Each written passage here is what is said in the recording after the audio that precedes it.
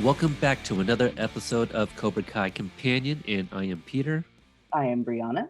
And today, you guys, I know we have been telling you guys that we are going to work on another episode review, but we felt that you guys would probably very much like this interview.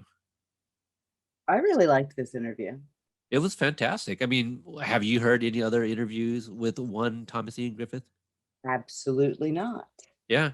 So, obviously you guys heard him open up the episode. So that's our amazing guest, amazing stories. We talked about Karate Kid 3 and then some. Mhm. Um, Found out an improvised scene or moment rather in one of the iconic scenes. Um, yeah, just obviously we could have talked his ear off. Oh I yeah, mean, heard a lot about one of those mysteriously non-existent true Hollywood romances that is standing the test of time. yeah, and that's like that was also a story I kind of want to maybe not get more into, but just I want to hear that they've been together for so long, him and Mary, and I even wanted to kind of do the whole thing like, so she's a fan of like Karate Kid baddies, right? Because she also starred alongside Yuji Okamoto in Johnny Tsunami. Oh, I see. I didn't even know that. We didn't touch that at all. Yeah, yeah, but it's like I ask questions based on the flow of our conversations. So I Yeah. wanted to talk so much. Like I actually had like another question to ask at the very end, but your question and his answer, that was like the perfect end.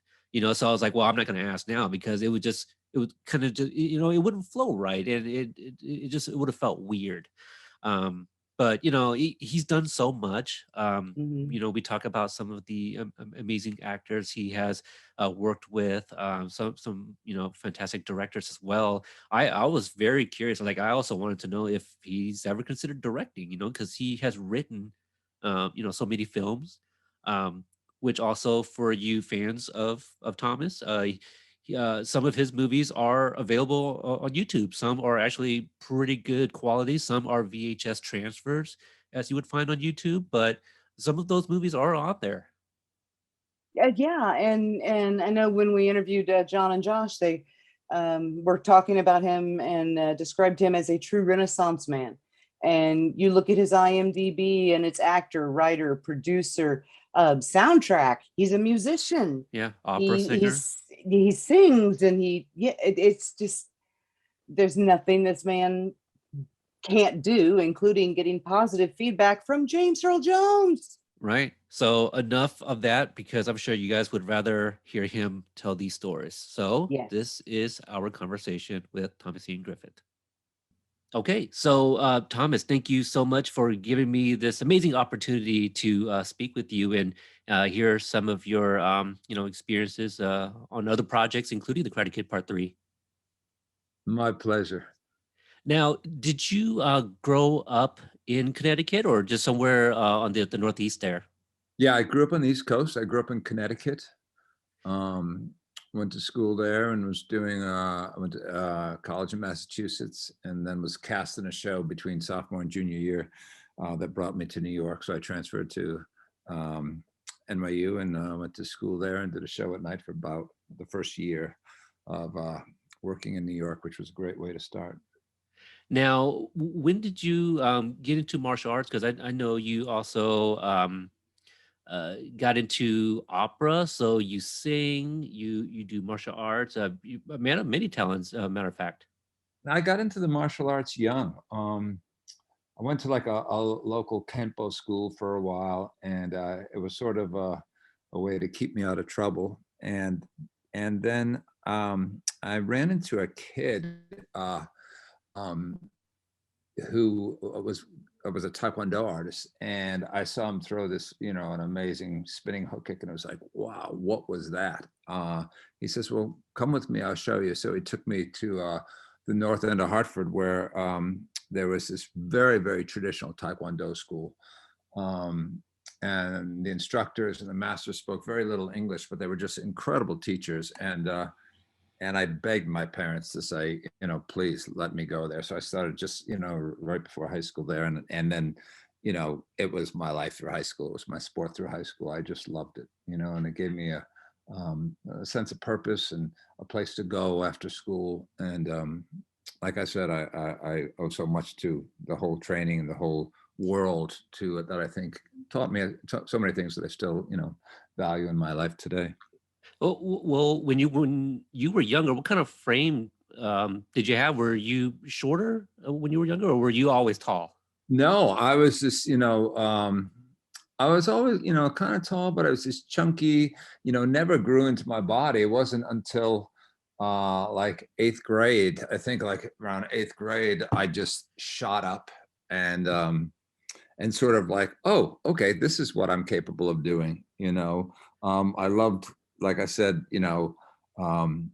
any of the, I followed boxing and karate and wrestling. I loved all that stuff. And, but once I found Taekwondo, it was just like, this felt like it was a part of me because of I could use my height and my reach, and it was more speed based because I was like thin as a rail growing up. So I just fell in love with it. So throughout school, when did you decide to get in theater? Because I know that you were also on Broadway. It was actually I was, I grew up, playing the piano, and I came from a family that was big into music. And junior year of high school, the pianist for the play, they were doing You're a Good Man, Charlie Brown, got sick, and my English teacher came to me that day and said, "Hey, you got to do me a huge favor. You got to come in the pit and play the piano." And it was like, oh my God, I was, regretting agreeing to it, and I'm going down, what am I doing? And then I'm playing and I'm looking on stage, and I'm going, oh my God, this is fantastic. I'm going out for the play next year. I found it just moving in a wonderful world. And then I did, theater in college, and that's what, brought me to New York. Were you a theater major, or were you majoring in something else and doing theater on the side? I was an English and music major. And I was just saying to Peter that between sophomore and junior year, I was in New York studying, and I got cast in a Broadway show. Tommy Tune gave me my first job in the Best Little House in Texas. And it was like on a Thursday, he called and said, "Would you like to do the play?" And I was like, "What? Like where?" And he was like, "No, here in New York." And he had me come see the show that night. And I went in on Monday, learned the dance numbers, whatever dialogue I had. And then slowly I worked in the, the vocals. And so I did that for a year. And so I went to the NYU during the day and did the show at night. It was a great way to start in New York. And now you also did a couple episodes on In the Heat of the Night. That was the very first thing. My wife is an actress, Mary Page Keller, and she was cast in a sitcom called Duet that brought us out from New York. And I didn't know anyone. And also we had met on a soap opera, but in the theater world, there's always work. There's always something to be doing, because I think once directors know you or writers know you, and I came out here and I knew no one. So we had a rental car, and I was dropping her off at Paramount where they shot every morning, going, what am I going to do with my days? And that's how I got back into, two things that I loved. Taekwondo, I found an incredible place to train, and I sang an opera at USC. So, and to this day, those are my friends still. How did you transition, even before that, when you were still in New York? How did you go from Broadway to Another World? Was that another audition that fell in your lap?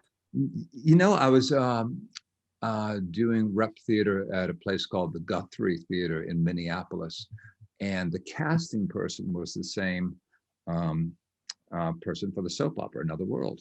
And when I came back into the city, she called me and said, "Would you like to do a soap opera?" And I was like, "Well, how much do you make?" And she was like, "Well, whatever, 400 or 500, whatever it was." And I said, I'm doing that now." And she was like, "No, Thomas, per day." It was like, per day? I want that job, So, wow. And then the irony that they were screen testing 5 guys, and they asked me to join. So I was like the sixth one, and they brought us all into this open like rehearsal room, and they all sort of rehearsed in front of each other. And when it came to be my time, I was like, no, I got the blocking. And the assistant director was like, just go through it. I said, no, I got it. He was like, whatever, this guy's not getting the job. But the irony was the girl we were supposed to screen test with got sick that day. So they asked Mary, who was on the show, she was the ingenue of the show, to stay and screen test us. And you know, I can't say we hit it off. She wanted nothing to do with me, but obviously they saw, because I would like watch her walk to her dressing room, and there's like a typical soap opera scene where I'm picking her up. So I walked, you know, followed her to her dressing room, knocked on the door. It's like, hey, what's it like to shoot in Brooklyn? And she just iced me, wanted nothing to do with me. And I was like, forget it. I don't even want this job.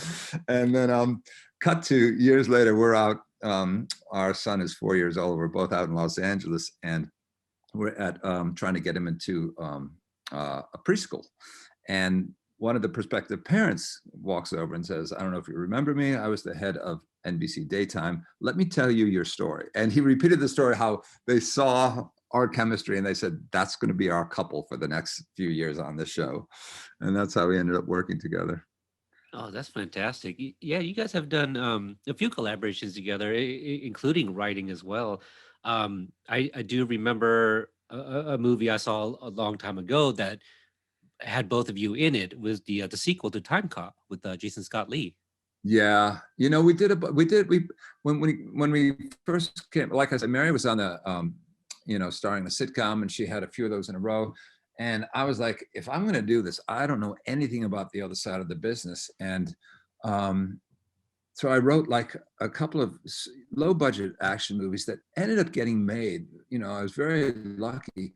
But the agent at the time said to me, be on the other side of it, where get a producer credit so you can learn pre-production, you know, post editing, and attach yourself. And it was like going to film school, you know. So we're shooting these like $1.5 million movies, and it's like, it was phenomenal for us. We learned so much.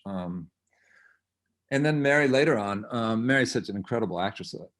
When our boys were older, I was out of town as an actor 8 months out of the year, and you know, doing the same type of thing. I was kind of getting bored with it, and the writing thing had taken off. I'd done a bunch of rewrites, and then all of a sudden it's like, oh, this could work out. I could make a living at this and be in town and go to all their basketball games.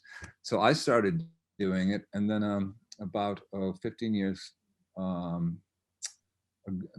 ago, Mary, we were on a project that we were both, you know, going back and forth on. She came to a pitch and she kept interjecting the female point of view, and the agent was like, stop, this is how we're selling you guys from now on, you know, as a writing couple. And we, you know, we've been doing it, and we've loved it. And the irony that I go back, you know, I keep saying to Mary, like, she's always, you know, she's so picky, but she's done a few things. Like after she did a film, Beginners, that she's so wonderful. And it was like, oh, you got to keep acting. And she was like, you know what? I enjoy the writing too. So she's gone back and forth a little more than I have, but she always says, well, you're going to go back. You're going to go back. It's like, nah, I'm kind of happy with what I'm doing. And then this came along when the guys called about Cobra Kai, saying they're bringing back Terry Silver. It was like, at first it was like, well, you know, what's Terry Silver been up to for the last 30 years? And then when they, you know, mapped out their plan, it was like, oh my God, I cannot say no to that. That sounds incredible. So I jumped on it. I don't think this is spoiler, but how long ago did they reach out? Because, you know, we're approaching season 4, obviously. And, you know, we understand that they had an outline for like every season. And this was the plan. And this was their idea of when to reintroduce the character again. Well, that's what I love about those guys. When they decide they're going to do something, they do it. And they do it so well. There was rumors, I had a conversation, but then I think dates got pushed, and Mary and I had a deal at Warner Brothers. We were writing something for them. And then it was like, the timing just worked out, and it happened so fast. It was like in December, and they said, you're going to be in Atlanta working, you know, mid-January, whatever it was. And so it didn't give me too much time to think about it, which was kind of good. So you found out that Terry was coming back roughly the same time we did. I don't know if you heard him or not, but Peter interviewed Robert Mark Kamen, Right. and he was talking about what a fantastic job you were doing. Okay. You spoiled it. Wait, he's not just supposed to say I'm coming back. Actually, Robert's an amazing guy. You know, we became friends on Karate Kid 3. And I think, you know, it's the type of thing with Karate Kid 3. I remember reading the script and it's like, what part would I be up for? Because it was like the older teacher and then the young, you know, the bad boy role. And it's like, I was sort of in the age-wise in the middle. And then I heard in retrospect how they, you know, Marty was tied up for a certain amount of time. So they brought this character on. And again, it was just one of those things. Mary and I were Christmas shopping. We were going back east for the holidays and I missed an audition. And it was the days where you had to check into your message machine. And I was like, oh, I was supposed to be there by 5 the latest. And it was like 10 after 5. I'm just going to go. So we drove to the casting person's office. And I remember Caro Jones was like, oh, it's over. But all right, you're here. And God bless her. She was like, just read the scene for me. And so she gave me pages. I looked at them for like 5 minutes, walked in, and you know, she responded to something. And then she was like, you know, do you know anything about karate? And I was like, are you kidding me? This is my world, you know? And I'm sure every actor that walked in the room said the exact same thing. So she's just looking at me, but somehow I convinced her. And she said, all right, well, John Avildsen is screen testing some guys on the Warner Brothers lot. Go and you can read with him there if he has time. So they set up, I went in and I met with John. Ralph was there doing screen tests with, I guess they were looking for Terry Silvers. And I read the scene with John and he liked it. And he said, stick around. When I'm done with the screen test, I'm going to have you do the scene with Ralph. And I was like, what? This was like, you know, so foreign to me. I'd never been in a film, you know, and this was like make-believe world. And so when they said, you know, I went to walk on set, I was like, oh, I don't really know the lines. And he just took the pages away and he says, doesn't matter, just improvise. And it was like, oh my God, really? He just gave me such freedom. And I remember he liked that I was this actor from New York and just let me run wild. And then when I walk on set, I see Pat Johnson, who's the fight choreographer, and we have so much in common with all the karate tournaments, everything. He's like, you got to show John, you really do this, you know? And then there wasn't much karate for Terry's character in the original script. And then next thing I know, it's like, I'm doing katas and I'm breaking boards and it was fantastic, you know? Yeah, beating up the metal dummy with the boards right, across exactly. it. Yeah. It's just speaking in general about your experience, kind of an odd thing. I don't know if it makes you all that. I mean, it's a very unique circumstance in that filming the Karate Kid Part 3, Ralph was 27 playing 16, and you were, correct me if I'm wrong, 27 playing mid-40s. Yeah, I was 27, 28. I remember us saying we were the same age and that we were playing opposite ends of the spectrum. And I'm going, I'm too young to have been in Vietnam. But then it's like, just go with it. You know, I'm 6'4", you can, you know, we'll just, and you know what? You just commit to it. And it's like, they'll figure that out. They're going to buy this character or they aren't. And like I said, it was just, I kept saying, is this, thinking, God, am I pushing it? Is this going a little over the top? And I remember John Avildsen saying, I want every little kid in America kicking you in the shins, you know? It's like, you got it, I'm going to do it, you know?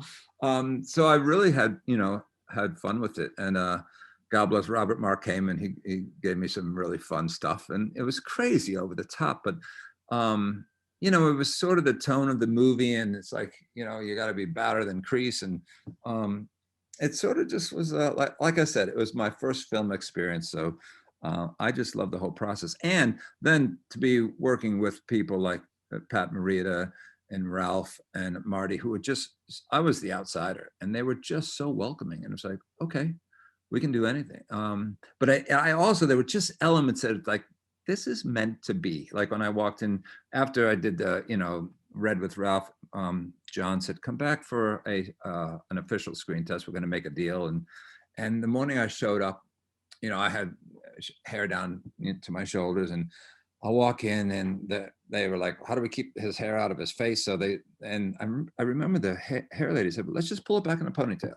So they did that, and then they handed me my costume, which was like this brand new white gi and a fake black belt, and I was like, I feel so uncomfortable in this. So I called Mary, and we were living in a little house in North Hollywood. I said, just bring me my black gi, because I was, working out and teaching Taekwondo. Just bring me my black gi and my black belt, So she ran it over. So I put it on. I walked on set in my own gi, my own belt, and I was like, okay, let's bring it on, So those little things that you see how it all happened. When I look back, it's just, it's kind of crazy.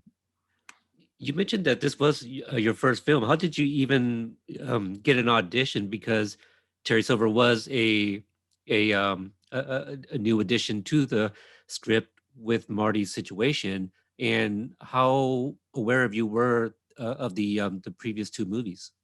Yeah, no, it was literally, I think my theater agent was like, this is a show, they're looking for guys that can do karate. Just why don't you go over, So I think that's how they got me in, because the only thing I'd come out and was just like taking all these general meetings, getting so frustrated, and I go, I want to go back to New York and just work.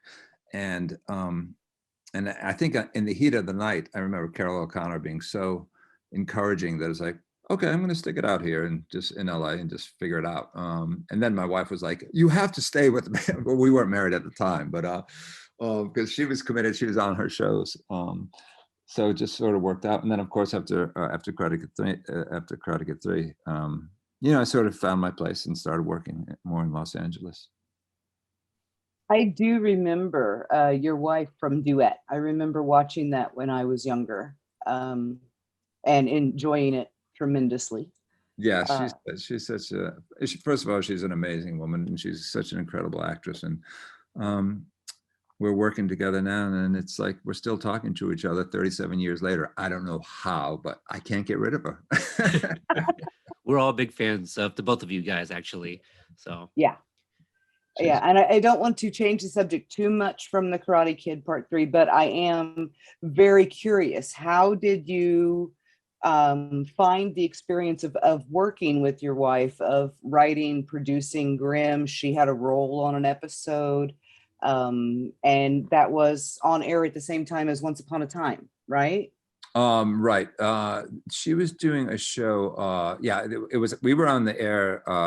I think that was an ABC show. We were NBC, and I'd written a couple of features with one of the showrunners on Grimm, and he kept saying, "You guys got to get into television, because, like, in the feature world, there's so much frustration. Like, you have scripts optioned, and then you wait 2 years, and it never gets made, and you have people attached, and then it doesn't happen."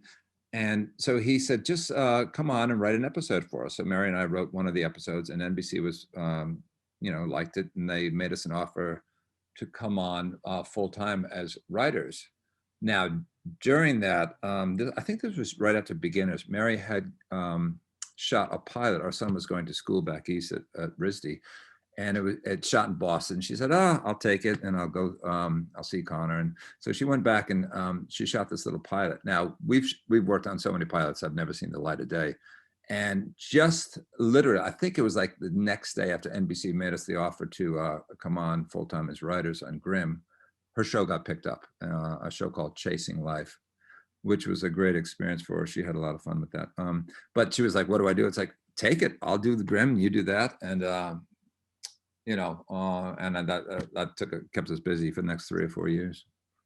yeah, kind of, I guess go back to the Karate Kid Part 3. You mentioned working with Ralph, Pat, and Marty. What was your experience like with Pat? On set. He was so kind, so generous, and like I said, so welcoming. It just made me feel so at home. Funny as hell offset, but really made it such a great experience. It was a great way to start, like your first feature. you know, you're doing this over the top, you know, maniacal character, but there's something that, you know, that energy that you get caught up in, and they just, you know, especially Pat was just like, go for it. You know, he was so supportive. Yeah, like I said, super, super great guy. So I enjoyed it. And again, Ralph was just, you know, we were laughing about, you know, what are we doing? How do we figure this out? How do we figure out this relationship? And then when cameras were rolling, we just went for it. But we got along. And then here, the cut to, you know, 30 years later, when I walked on set, because I hadn't seen Ralph, our paths hadn't crossed in all those years, just to see him on set at Cobra Kai, it was just so bizarre. We're just like looking at each other smiling. And, you know, you get this feeling that you go, oh, this was a good experience with this person. I don't remember a lot, but I remember this was a real positive thing. And that's, I walked away saying, I'm happy I'm here. He has that effect on people. Yeah, great guy. I do have to say, Terry Silver is, in my experience anyway, with, you know, my limited movie viewing, the only villain I have ever actually heard say "mwahaha." So, in particular, I mean, of course, the first scene that comes to mind is the sauna scene, because that was so over the top, like Snidely Whiplash level. What kind of direction did John Avildsen give you for that? I mean, was there ever a time that he said it's not enough? He was always like pushing the boundaries, and he was like, I wasn't really sure. So, you know, but I thought, you know, wow, this is the guy that did Rocky. I'm going to trust this guy. And a lot he would say, just vamp on that, just improvise on that, just go for this. And, you know, being young and just a little green and raw, you just go for it, you know. And all I could think when I saw was like, wow, if that's what's in the movie, can you imagine what the outtakes were? You know, Right. what were the moments that were too big that they cut, you know? Now, do you remember what any discussions were like involving scenes with you in a bubble bath? No, that's all Robert Marcame. He came up with it. He was like, Wow.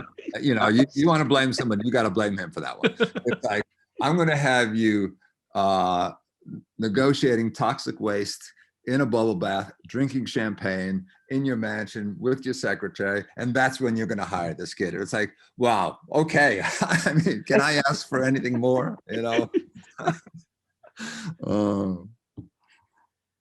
In that instance, I think you could, you know, ask for a plot that makes sense instead of a contract with a 17-year-old. But yeah, I suppose. But you know, well, yeah, there's a few plot holes in that movie that kind of bug me, and they have you to know do what? with Mike and absolutely, and you yeah. know, being on the other side of it, of course. When you're in it, you know, and yeah, I think, you know, Brihana, I think like you approach every job. You go in and say, I'm going to do my best, whatever it takes. I'm giving it my all. And sometimes it works, and sometimes it doesn't. And sometimes, you know, story points and dialogue that don't work end up not working, or sometimes you know, you rise above it and you found something that, wow, wasn't there. But that was my job. And that's what the attitude I went in with it. And I think, you know, I can walk away proud. Yeah, I agree. I think you nailed it. And I seem to remember Siskel and Ebert agreed that you absolutely nailed it. Yeah, they were very kind to me. It was nice to see, especially, like I said, being my first film. now afterwards, like for the next decade or so, what were people like? Did they ever approach you and talk to you about the character, or were they able to kind of separate, you know, the actor from the character? Are you saying I'm like the character, Peter? Is that what Oh you're no, not at all. I mean, from what we hear, you're like a giant teddy bear. now, which is the acting side, the Terry Silver or that side? I That's don't. a good question. You know, again, you try to mix it up. You know, I wanted to go back and do a play or sing a musical, do something completely different. And I think, you know, because of Karate Kid, I think a lot of the certain type of action movies came your way. And again, you go in saying, I'm gonna try to, elevate the genre. That's always the goal. And it was work, again, I always say work begets work. And if you're an actor, same thing with a writer. You better be writing every day. You better be acting every day. You better be doing something if that's what you say you do. Um, with the plot of the Karate Kid Part 3, of course, there's the over the top, there's the campiness. Ralph has compared it to a cartoon, but underneath that, there is a layer of like super darkness involved with, two special forces men brainwashing a 16-year-old. Right. So did any of that ever come up in conversation, that there was this accidental darkness to this movie? Yes. And the movie is a film for kids that you're going to bring in family. So it's again, we're not doing that story that you just described. We're doing a movie of this over the top bad guy that kids can hate, and but as an actor, you say, what is that? And you go through all that process, and then you go and in search of something to say, what can I lock onto? It's like, obviously this guy comes from a place of, and we didn't know what the backstory was. That's the beauty of, I think, Cobra Kai. We don't know what it was. But at the time, it's like, there's something driving this guy to say, a billionaire who walks away to torture teenagers. There's something, we have to get to the bottom of that. But there's something to say in his, madness, or whatever you want to call it. It's like, what could I lock into? And it's like, just this glee. It was just an addiction. There's just this joy of what he does, and he has to do it. And then you lean heavier into the devotion to, the whole crease, a partner from Vietnam, and what you do for him. So I think that's, the type of thing, without getting actory or boring with that stuff, because everybody has a different process. Mm-hmm. The scene where Terry Silver sneaks inside Miyagi's home, you actually crawled up the chimney? Did I actually crawl up the chimney? I've done a lot of things in my career that I've forgotten, but I do not think I climbed up that chimney. No. Okay. Yeah. Did someone say I climbed up the chimney? I'll go with it. I can go with it. Yeah. Just let me know. Yeah, it's just a point where I think Daniel, burns, like, Brihana, help you with the details there. Was he burns the application? Burns the application for the All Valley, and then we see Terry's Oh, right, foot I come down remember now. out of the chimney to stomp it out. Yeah, Yeah. right. Exactly. Yeah, that could have been my feet. Yeah. Because I'm pretty much doing anything. It's like, I forget Thomas's stunt guy. Thomas, you're going to do that. Yeah. Well, I mean, it was the shoes, no one else's shoes could be as shiny. Right, exactly. On the topic of Cobra Kai and backstory, without getting into season 4 at all, of course, how did you react to finding out that in Vietnam, Terry Silver was a sniveling coward? I loved it. I thought it was a great choice. I love the mislead of in 3, when you think Terry Silver's the guy with the ponytail and he gets killed. Again, I think what John, Josh, and Hayden do so well is, like, they're always twisting it up. If you expect something else is going to happen, and that's just good writing, and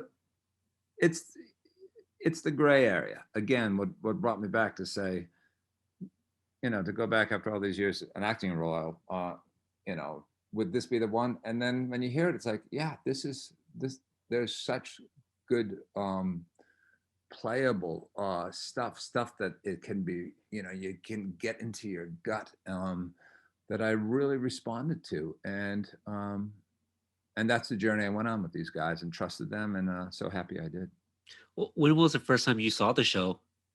I was a fan before I ever, thought I was coming on. In fact, when I watched, when YouTube dropped it, I watched the first 2 seasons, and I was like, oh, there's no place for Terry celebrate this. I wasn't like that. No, honest to God, I wasn't, because I didn't think he fit into that world. But you know, I just enjoyed it. I thought it was so smart and funny and heartfelt, and you know, I just loved Billy's character, and I thought Ralph was great, and the kids, how they, you know, brought in the next generation. I just was like, I said, this is such a fun show. And again, when you hear, oh, they're doing a TV show of the Karate Kid movies, it's like, yeah, right, let's check this out. And I was so happy and proud to watch it. What do your kids think about it? Oh, The show. let me tell you, when they first offered this, and you know, there was a, you know, any quite, you know, the things I was going through about my commitments and stuff, and both my boys were like, Dad, you are doing this. You know, they love the show. It's like, I don't care what else you got going on, you're doing this, you know. And they are just chomping at the bit because I didn't tell them much about season 4, so they're in the dark, and it's killing them, you know. And all the things we've done in our life, they're oblivious. They're the most anti-Hollywood kids you can imagine, even though growing up in Los Angeles. But this one, they're into. You know, they really can. All their friends are. So That's awesome. Um, Go pretty ahead, fun. Brianna. I was gonna say, I know that actors have to, you know, maintain a certain distance from the fandom, but seeing as for the first 3 seasons, you were not a cast member, but a fan, were you aware of the public outcry demanding Terry Silver or the Hayden's little teases here and there, and him being such a huge fan of the character? Well, himself? the last year, I kept hearing about it, you know, and you never know what's true, if it's going to happen, is the show going to go, and then slowly it started to build. It's like, oh no, they could bring me back. And then, you know, you see season 3, it's like, oh, now I'm kind of getting why they waited, and what a good choice that was. Yeah, they were definitely setting up the character there.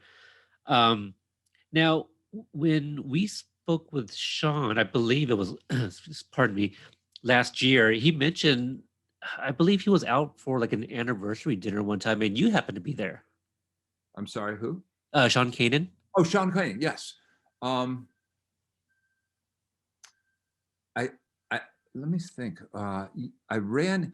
I don't know what it was exactly. It was some event that I think we were having dinner at a place, and there was an event upstairs or something, and someone said, "Oh, guys from Karate Kid are up there," and it was like, "What?" And my wife and I walked up, and um, I saw Sean and Marty. They were standing there, and I walked up and I said, "Hey, is this a Karate Kid reunion?" And they looked at me, both of them, and didn't have any idea who I was. And I'm going, wow, I look like hell, or because my hair went white, or I had a beard, whatever it was. And it took them a second. It's like, guys, don't make me kick your asses here. I mean, come on. And then of course they gave it up, and they're both fantastic, and we had fun. Yeah, but it was a social event that seriously, when I first walked up, I think they were being hounded by some fan coming after them, and they were Right. like, walk away, dude. And I was like, oh, I'm not away. Speaking of Sean, something else involving him that you were actually present for. He tore an artery, wasn't it? Or he tore in some kind of internal organ, Yeah, filming one of the scenes. yeah, I think we were doing, it could have been the last sequence of Karate Kid 3, but I remember him getting hurt, or being hurt, and not being able to do any of the physical stuff. So I think they had to work around that. But I think there was plenty of other stuff to do that we shot, and then when he could come back, they worked him back in.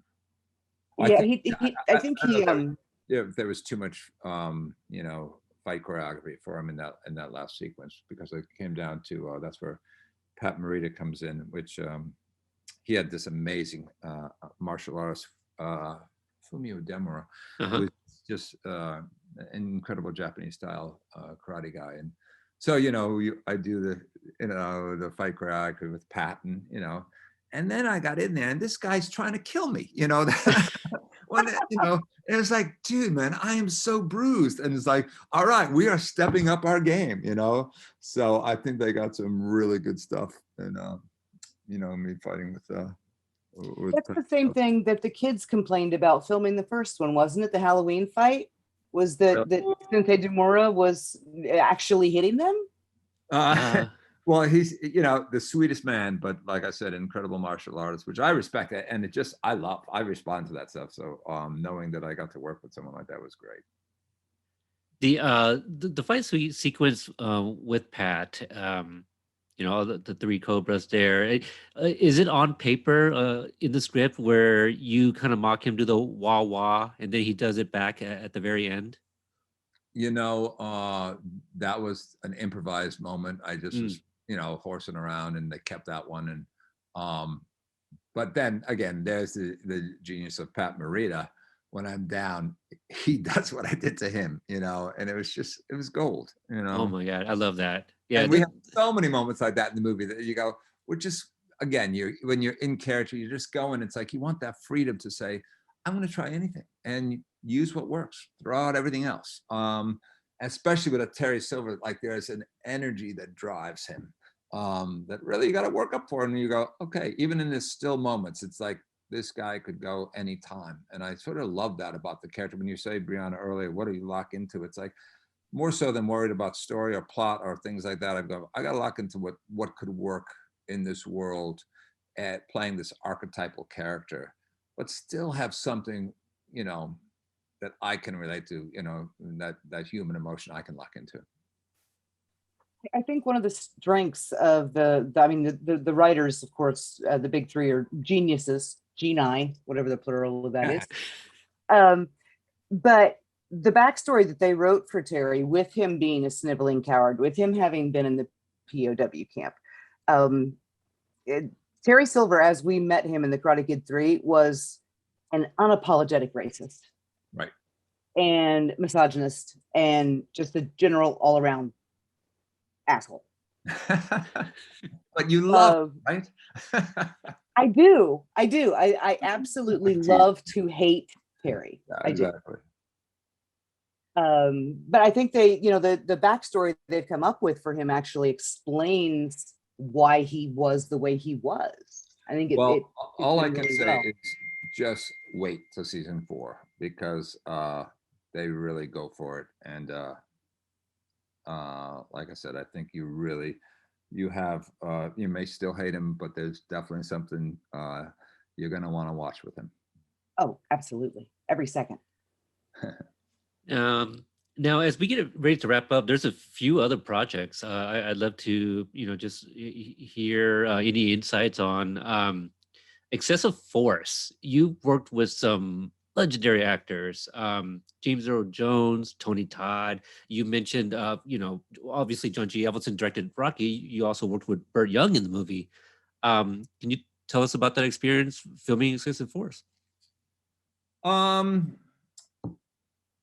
You know, I wrote the script, I handed it in, and then the agents had the idea to say, you're going to star in this. And it's like, what? No. And then committing to that and going, just having great actors. And again, look, it's all a process. And at the end of the day, did it turn out like I wanted? No, not at all. But you know, I had great actors like James Earl Jones and Burt Young are phenomenal. They're just great human beings and so good. And I think what happens when you have a film and then they do these test screenings and the action scores high, then all of a sudden we're reshooting a lot of action, and it sort of loses its meaning a little bit. But and a lot of the great character stuff gets lost. But yes, to answer your question, they were just amazing people, you know. And, you know, I just remember James Earl Jones, who I've idolized from being a stage actor. And he just said to me when he left, he said, you know, keep writing. just keep writing, don't stop, you know. And it was like, coming from him, it just meant so much to me when he knew I was like, I'm not happy with a lot of things, but so those words of encouragement mean so much. And that's why, as I've gotten older, it's just like, give back to these young writers, give back to these young actors. It's hard out there, and you're going in to do your best. And it's not about being a movie star. It's about doing great work, because that's all that matters.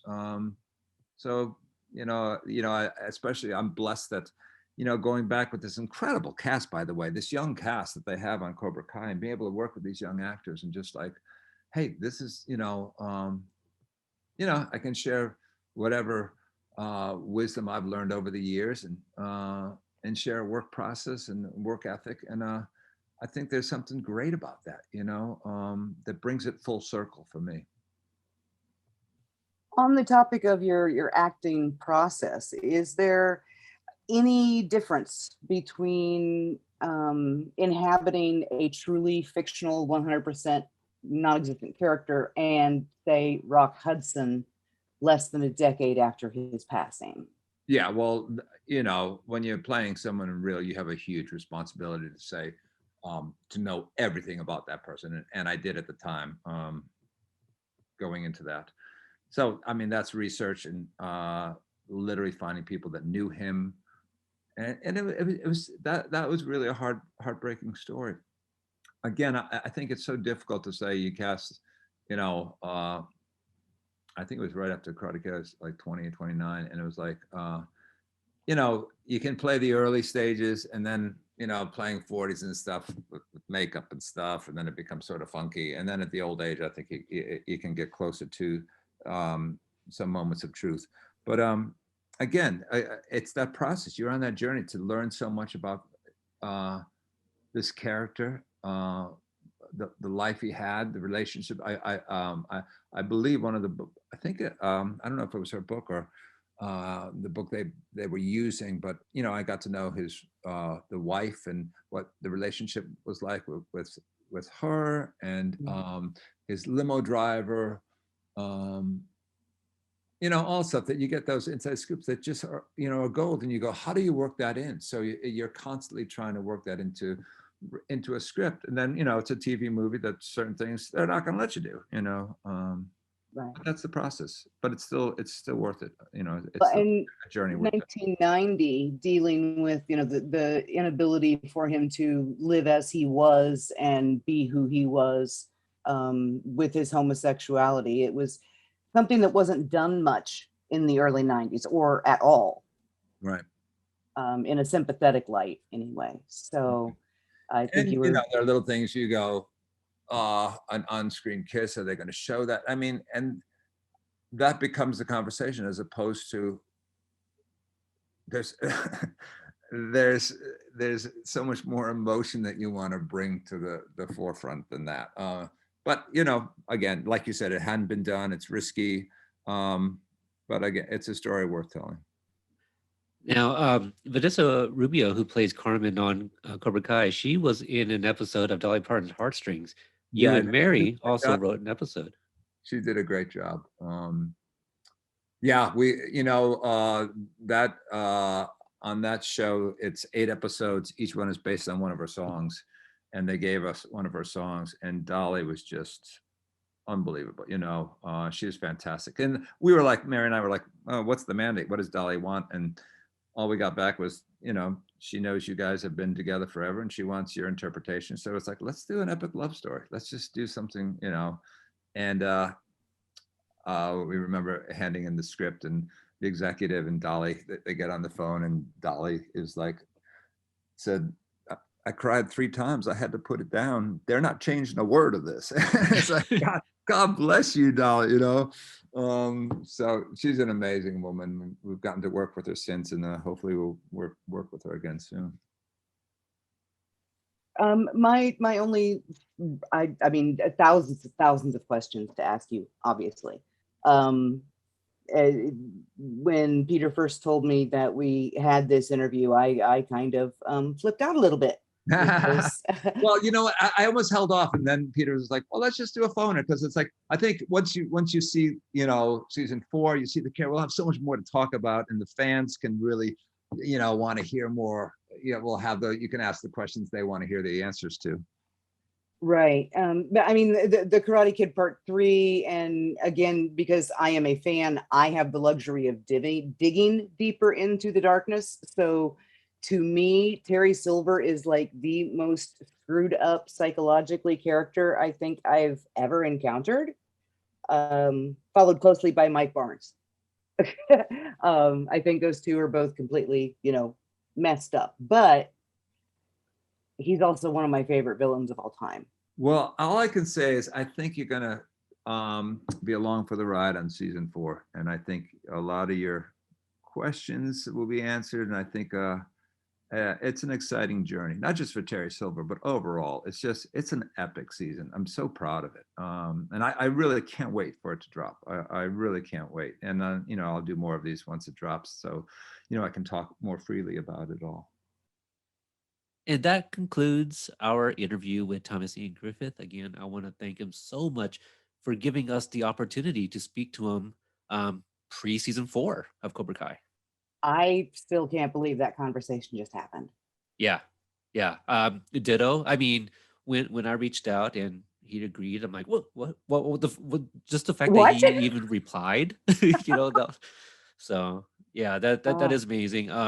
I This was off mic, but I did ask, if he just kind of came across us. He just started kind of getting back into the fandom, and yeah, came across our account and saw that we had done the interview with John and Josh, and checked out some interviews. So he had known about us when I reached out.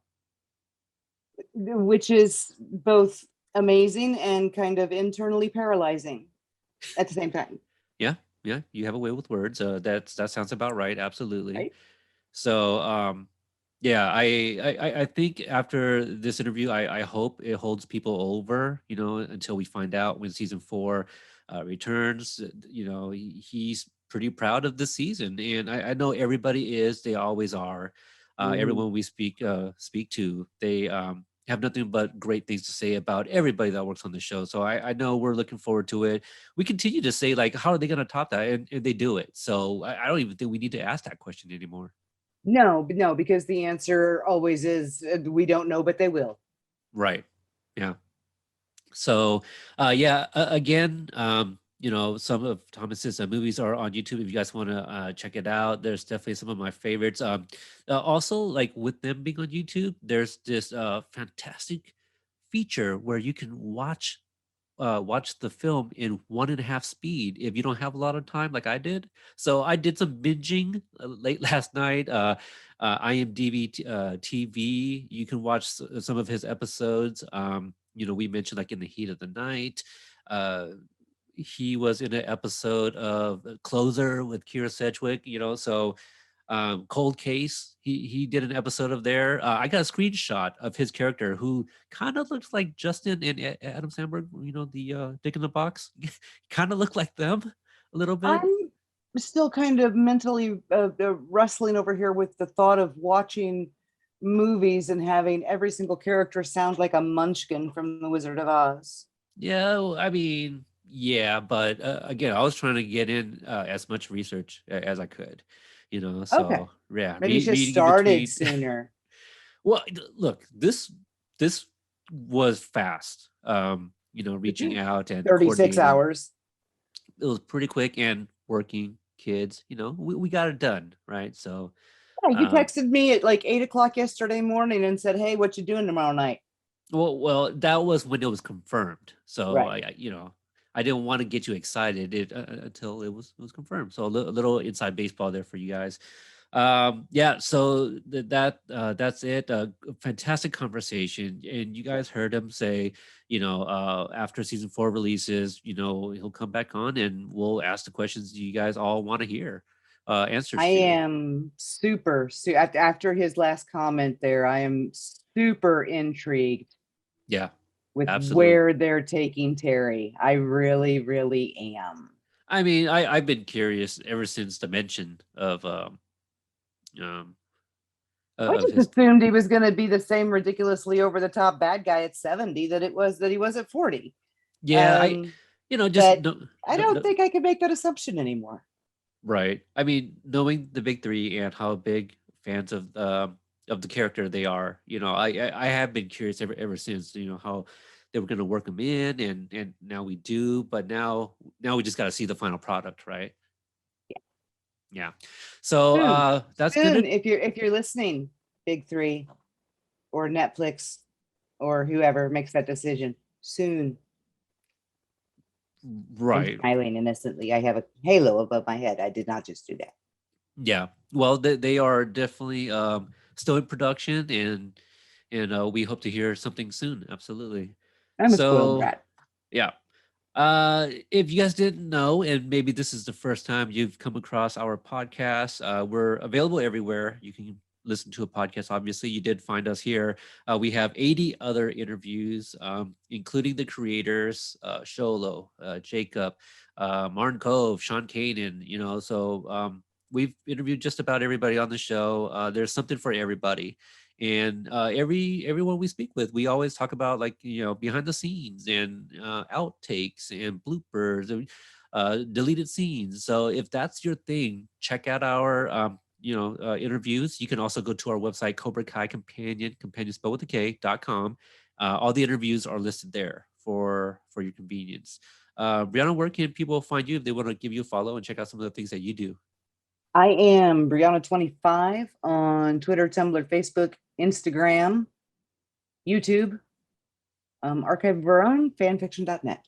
Yep, and we are still working on changing things over to the new logos. So we got some fantastic logos. Brianna did our social media one, the 80s look there, and Mark of uh, Marker. I was debating whether or not to say his full name. Oh, okay. Mark Yeah, K. yeah, Let's be Mark. water. Yep, there you go. Mark K, that works. Let's Be Water. He also did our the neon lights, the 3D podcast logo. So shout outs to him for that. Who's also a very big Terry Silver fan. You guys probably have seen a bunch of his posters out there on the interwebs. Oh So my God, yes. His photo yeah, manipulations are to die for. They're yeah. amazing. They're fantastic. Also, if you didn't know, we do have a merch store. The link is in the show notes. It's on Threadless, so we got some t-shirts up if that's a thing. More than t-shirts, all types of things. But yeah, just check the show notes for all that stuff. But thank you guys again for your continued support, and we'll see you guys next time. Bye.